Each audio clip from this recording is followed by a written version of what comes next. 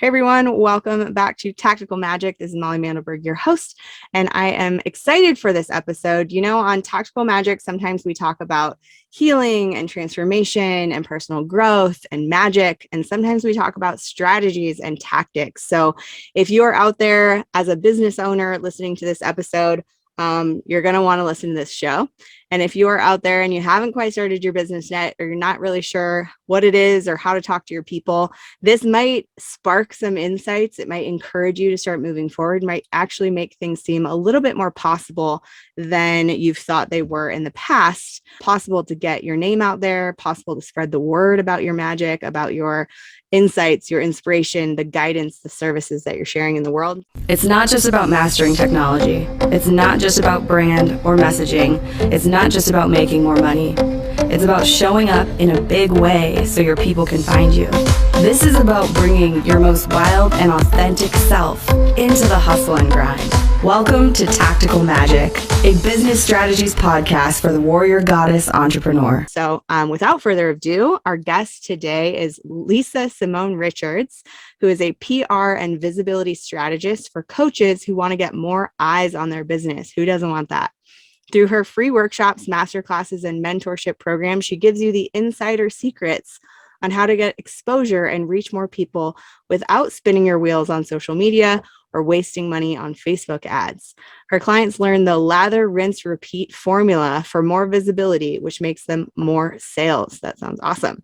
They go from invisible to in demand, getting interviewed on top podcasts, partnering with big names in their industry, and building their authority expert status, getting featured on major media outlets like Fox, NBC, Forbes, Inc., and more. On weekends, you can find her playing in the kitchen with her husband, petting all the dogs in the park, and watching way too many fashion styling videos on YouTube. Awesome. Welcome to the show, Lisa.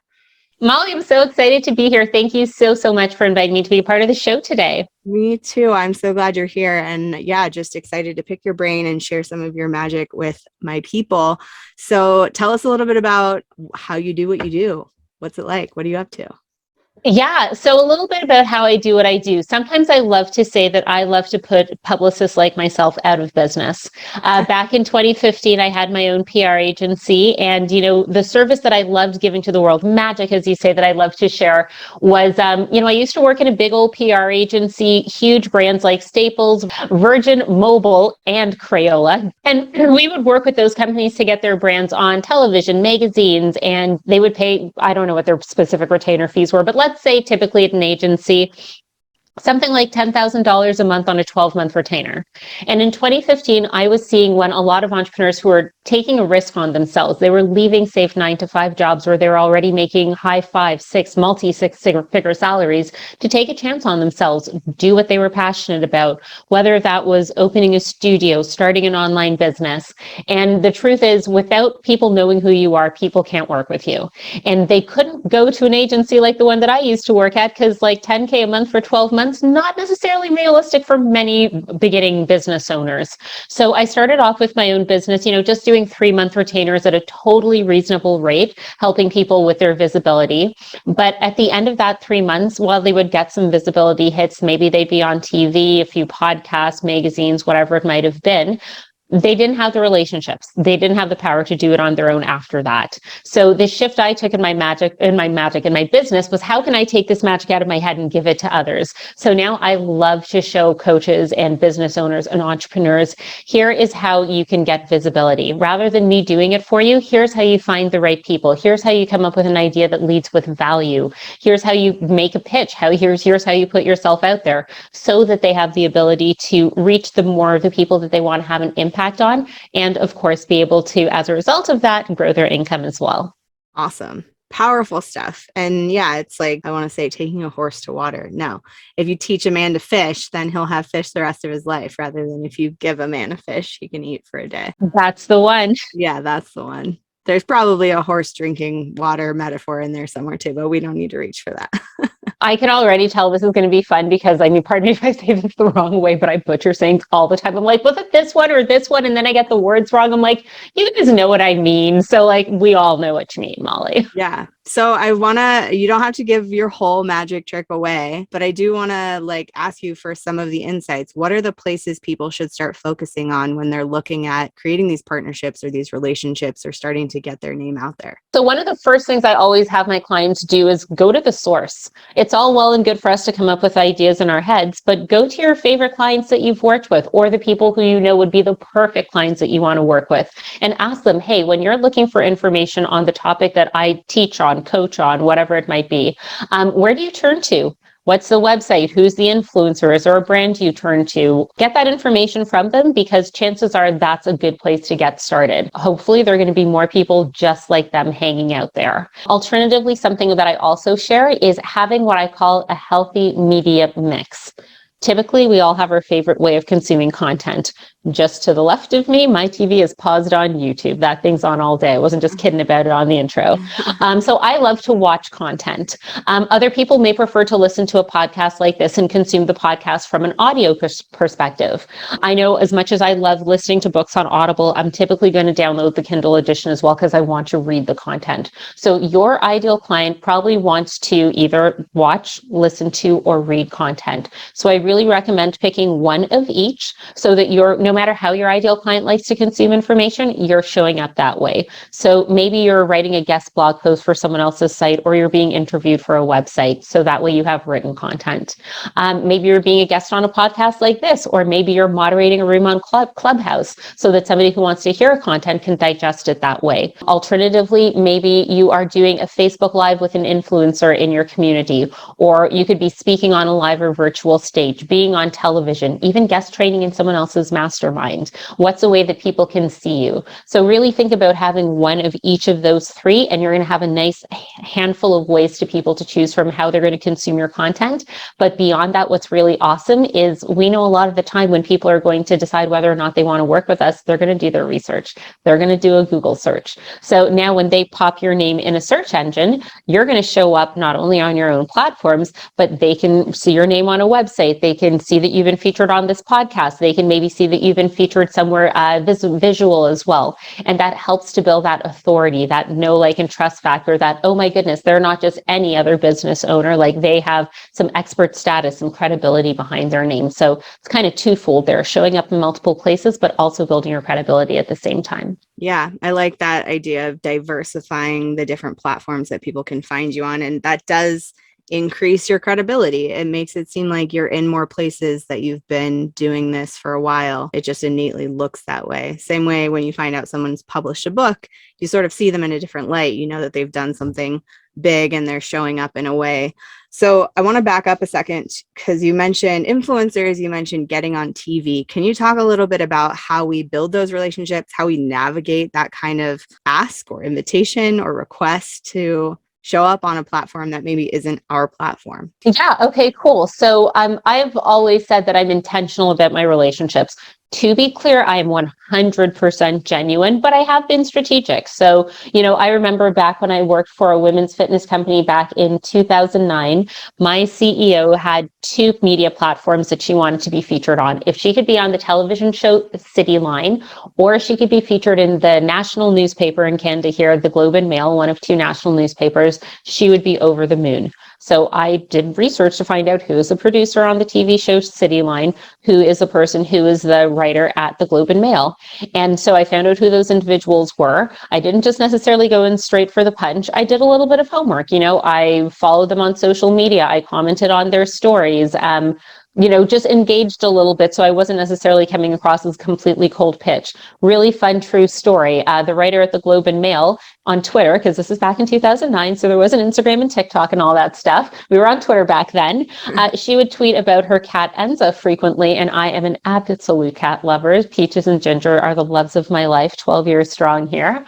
And so I mentioned something about her cat. She mentioned something about mine. And long story short, she had been invited to my wedding last year. So how cool is it that many years later, it was a real relationship, but it was strategic. So I started off by identifying who is the person that I need to know. How can I find some common ground with them and start interacting with them and building some sort of, maybe not necessarily reciprocity, but awareness as to who I was. And then, when the time came right and it made sense, I was like, hey, you know what? I know that you're a writer for this in the fitness section of the Globe and Mail. This is a company that I work for, and I had an idea for a story. What do you think about XYZ? Would that be valuable for your audience? So I also came to her with value. I didn't put the onus on her. I wasn't like, hey, my boss wants to be in your column. Can you do it? No, I brought an idea to her. I didn't lead with, hey, my boss wants. I was like, hey, would this be of value to your audience? I thought about what would be the win for her, not just the win for me. So through steps like that, that's how you can develop real relationships that not only satisfy your business objectives, but can truly develop into real, meaningful personal relationships over time. It's powerful. And I feel like what I'm hearing from the ethos of maybe a concern in the room that people would be thinking, that seems like a lot of work. That seems like a long game to be playing. But if that long game you play, and it is strategic, but it's also, like you said, genuine, you're coming from a human place, connecting with another human, thinking about how you can add value to their audience or to their repertoire, and showing up as a human first and as a collaborator and a supporter second. That exposure you can get from that platform is so worth that building of a connection. And who knows how many years into the future that relationship, like you said, they came to your wedding. Who knows what's going to come of doing that homework and actually following through with showing up in that relationship. And you hit the nail on the head right there. It is a long game. This is not a 6 week till 6 figures on the beach kind of strategy. But do you know what the reward was for that company? And I'm not saying this all came from that one relationship, but because of the relationships we built, because of the visibility that we had over the course of 4 years, that company went from doing 400,000 a year to over 4 million a year. Wow. So is it worth doing the investment to 10x your revenue? Yeah, I would think so.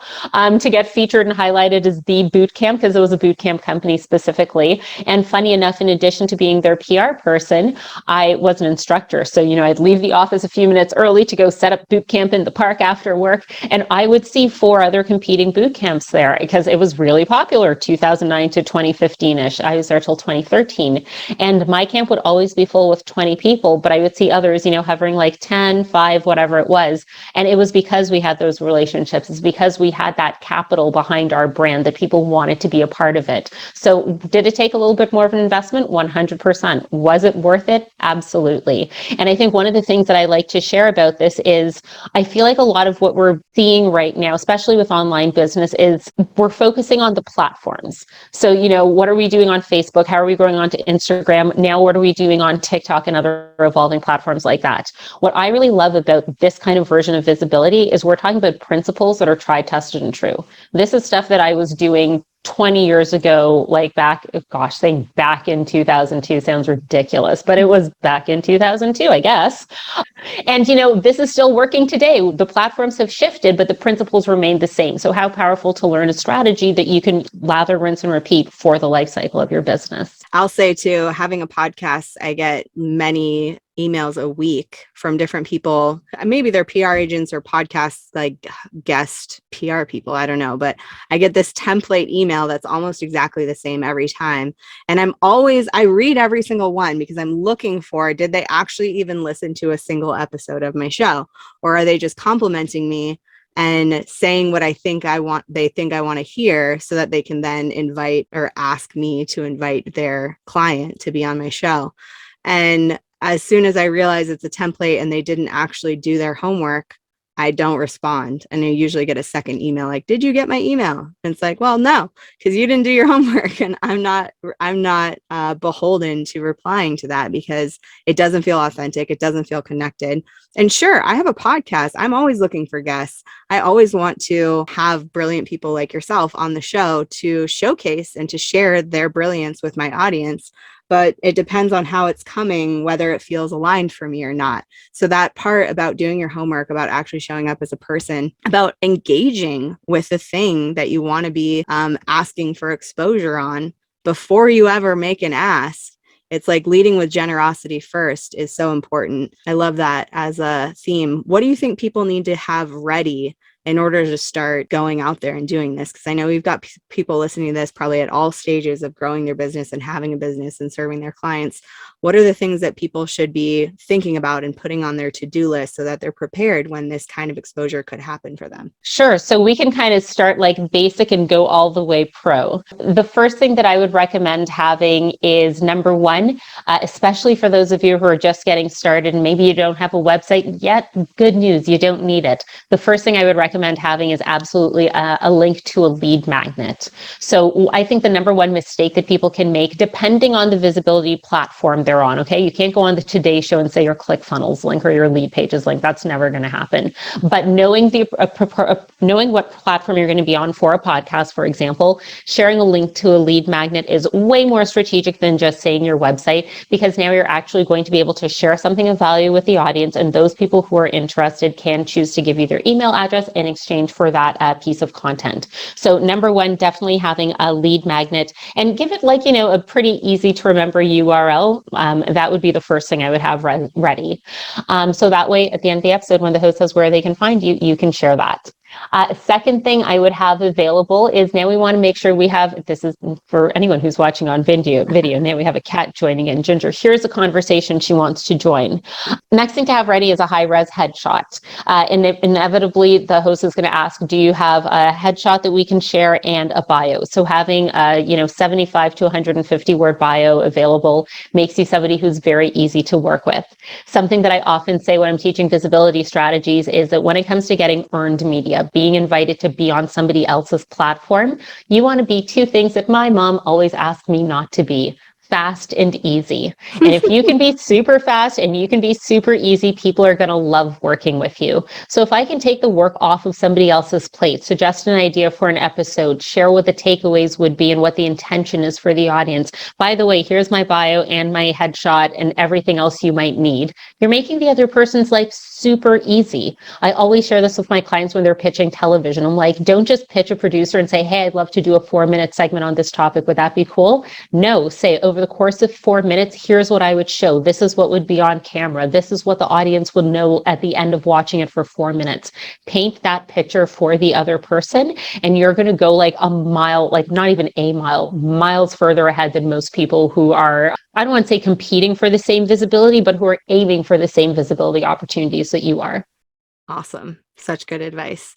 Yeah, I saw one of my friends and mentors talks about being speaker ready, and it's having some of those exact things, like have your headshot, have your bullet points of what people are going to get out of your talk, have your bio ready. I keep all of that stuff in a Dropbox folder with a link I can speak or type really easily, and people can just immediately, anybody who has me on their podcast can just open that link and have my bio, my headshot, lifestyle images, anything they would need to create promo materials for having me on their show. All of that is just in one place, so that at the drop of a hat, I can have that opportunity, that door open, and feel ready for that. Super important and super great advice. And I love the idea of, I would love to be on TV and share some of my insights and magic and what I see as possible with the world, and outlining what that would actually look like in a 4-minute segment. Just the idea of a 4-minute segment was like, oh, I never thought about that. They're only going to put you on screen for a little bit of time. What would you actually want to cram into that time and have that be of value?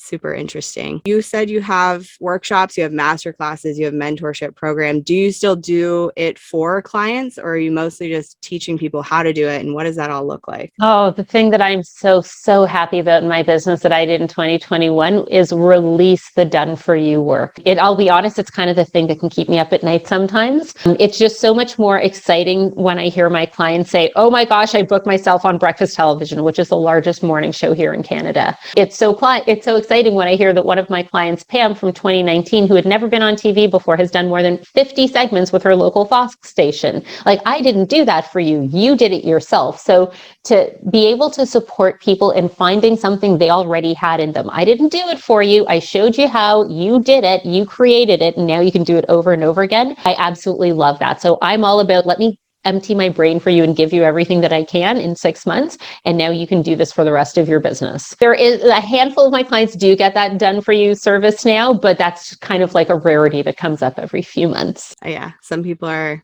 willing to pay what the done for you is worth. That's what I realize. Yeah. Awesome. So I also just wanted to back up a second and say to anybody out there who's thinking, oh no, a lead magnet, I don't even have a website. How do I have a lead magnet? I just want to say, if you're leading people to a lead magnet, make sure it connects to your email list. So having an email list platform is one of the most important things for your business growth, for the longevity, for building that know, like, and trust factor. That is something that I do help people set up and figure out and connect the dots and write great emails to follow that lead magnet. But that's a key ingredient. Even if you don't have your website, start thinking about what email platform you want to use to deliver that free gift. Super valuable to have that follow-up. Thank you. Thanks for highlighting that. And it's so much, honestly, even if you're thinking about and you're at stage of, should I work on a website? Should I work on the email list or the lead magnet? Think about how much less intimidating it is to come up with a lead magnet. Like literally, I preach to my clients all the time, you can come up with a lead magnet in less than 20 minutes. You do not need to write a 40-page ebook. It could be a checklist that gets printed and goes on somebody's fridge. Hey, guess what? By the way, that's free real estate. Put your website on that PDF that you have them print off and put on their fridge. Wink, wink, nudge, nudge. It could be like a 3-minute training video. What else could it be? It could be a quiz. My best performing lead magnet actually is a quiz, and that was super fun to create and took me less than an hour. So if it feels intimidating, know that it is actually, just jump into it. It's something you can probably do in less than an hour. Come up with something on a Word doc and send it to somebody on Fiverr to decide. Play around in Canva and then get that email CRM set up. It's going to be one of the things that I often think about, like, what would future Lisa thank me for? Like, this is one of those things, if you're getting started, future you a year from now is going to be like, oh, I'm so glad I listened to Molly and I focused on that. So just could not echo what you shared there more. I couldn't echo it enough. And creating the lead magnet first is actually incentive to get your email list set up. So if you've been like spinning your wheels about like, set up the email list, figure out what to put in emails, how to get people on there. If you have a lead magnet ready to share and you haven't set up your email list, there's suddenly this beautiful fire under your butt that says, I need that set up now so I can deliver this and so that people can be joining my list in exchange for it. So I would definitely put that at the top of the list if we're making a to-do list for people here. Do you have any insights or special points of view about how to make a rockin' bio that makes people sound good? Oh man, you know what? This is one place where I want to be so authentic, because if there's somebody who does it better than me, I want to highlight them. So one resource that I honestly like, this is so funny to just plug for somebody else, but let's do it. One resource that I share with all of my clients when they're getting started with me and they're working on their bio is, if you go on Google and you search Melissa Cassera, Cassera, Google Melissa Cassera Creative Live. It's I don't know if you're familiar with Creative Live. It's one of those, like, what do you call, masterclass type sites, I suppose. You can buy her Write a Better Bio class, I think for less than $20. Maybe it's like $7 or $8 on there. It's about an hour of content, and it walks you through how to write a 25-word bio, a 75-word bio, 150-word bio, and then your About Us page. So that's a brilliant resource. She does it better than me. Google that, make the like $7, $20 investment, whatever it is, and you will walk away with beautiful versions of your bio. Great. I love the power of being a facilitator and a leader and knowing to send somebody to a different resource when it's right. That speaks like so much to the integrity of your work, I think. And I think it goes back to intention. Like, when you're asking for visibility opportunities, just like you were saying, you can smell when somebody's sending you a canned pitch and they just want access to your audience and it's not real. I came with an intention of wanting to share, open a possibility of how you could get visibility to your audience in ways that they may not know. So the fact that I'm willing to be like, hey, you know what, I'm not the best person to teach you how to do a bio, go to that person, that speaks to the intention I had when I even reached out to you in the first place. Yeah. And I think when you reach out to people and your intention is always to leave people better than they came, that's always going to guide you in the right direction. Yeah. So from a geeky entrepreneur business standpoint, tell us about the structure of your offering. So somebody comes to your free workshop, they get invited to your masterclass. What's your masterclass about? What's your mentorship program? So I have been working on my Get the Word Out workshop. I've been hosting it maybe about 6 times now. And this is where over the course of a handful of days, I share with online coaches, here's how you understand the difference between content and visibility. So many people come to me and they're like, Lisa, I feel like I'm doing reels and TikToks and pointing and dancing and stuff, and I'm getting likes and comments, but it's not leading conversions. So I love to really define the difference between creating content versus getting visibility for your business. Then we work on creating a clear message, developing your signature success system so you can have something cool like the ABCs of visibility or the 5 Ps of positioning, publicity, and profit. We figure out what your own methodology is. And then I share with you, okay, here are different ways to get yourself out there and also do it confidently. Because I know that I can teach anyone, here's how you get visibility. Here is Oprah's email address. What? And there, well, no, I don't have that. But I say that and I could give people the best pitch, and that imposter complex is probably going to come up and say, who are you to think that you can do that? You're not worthy of it. Other people are saying the same thing already. So that piece of creating confidence around doing it is so imperative and so important. That's what we teach in the Get the Word Out workshop. And then after that, if people want to continue their journey with me, typically most people step into my 6-month mastermind, which is called the Online Visibility Accelerator, where I give you the A to Z's on everything you need to know about taking advantage of various visibility platforms, not only getting exposure to your ideal client, but also building your awareness, buzz, and credibility at the same time. Some people choose to jump in with a little mini course, which is called Get Clients from Podcasting. And I share with you, hey, here's how you come up with a message that you can use over and over again. So it's not like with every single podcast, you need to come up with a new topic. Here's how you find the right shows. And there's something called the iTunes rabbit hole that just keeps giving and giving and giving, and how to send a pitch that connects. I'm so grateful to hear you say, Molly, that this didn't come off to you as a canned pitch. You could tell, like, yes, I did pay attention to your show. Yes, I do know what you talk to your audience about. I share with people, this is why you never have a publicist pitch on your behalf. Podcasters don't love it. You heard Molly say that before I even taught on it. Yeah. I will say I've never successfully pitched a client on a podcast before. Television, no problem. Magazines, all the time, all day, every day. Podcasts, never. They want authentic relationships and not a middleman stepping in there. So essentially, I teach the A to Z on how you can get clients from podcasting. So those are 2 different ways people work with me: 6-month mentorship or the quickie program that's going to help them really have their message heard. Awesome. Great. So what are the best ways for people to get a hold of you? I know you mentioned a quiz. I too have 2 quizzes that are way faster lead generation than anything else I've ever created. They actually work so well, I had to create a course about how to create quizzes. So if anybody's thinking about a lead magnet, that's a quiz. It's called Quiz Mastery. It's at wildheartsriseup.com. You can learn more about that there. But what are the ways people can get a hold of you? Because I know people are listening to this thinking, I need that. I want that. How do I get in? Okay. Well, number one, I want to amplify you first at having the course on this, because let me back up what you're sharing here. When I added a quiz as a lead magnet, I saw my, what do you call it? My conversions, my opt-ins skyrocket by 500%. Yeah. 500%, not a small story. So definitely check that out, everybody. For me, again, I'm going to break one of my own rules here. One of the things I always teach my clients is just only have one call to action, just one. People may like what you're saying, but they don't love you enough that they're going to go on Facebook and Instagram and on your email list and 20 other things. Just have one. So this is me consciously breaking my own rule. Molly, you had asked about the quiz. For those of you who are like, Lisa, I love this idea of showing up on other people's platforms, but you mentioned so many things: Clubhouse, podcast, television, magazine. I don't know which one makes sense for me, and now I feel overwhelmed. I have a quiz that is called How Should I Get Visibility as an Online Coach? So you tell me a little bit about who you are as a person. Are you shy and you'd prefer not to be in front of a million people on stage? Or do you have only child syndrome like me and you're like, hey, everyone, put your phone down. I'm here. Let's all pay attention to me now. We'll figure out who you are based on your personality. And we're also going to figure out, what are your business goals? Are you working on attracting clients right now, or are you working on building your credibility? So with that information, we're going to figure out which specific visibility platform makes the most sense for you. In addition to telling you this is the one that makes the most sense, I'm also going to send you a training video so you can get started. So that quiz, How Should I Get Visibility as an Online Coach, is available at www.lisasimonerichards.com/quiz. So that's lisasimonerichards.com/quiz.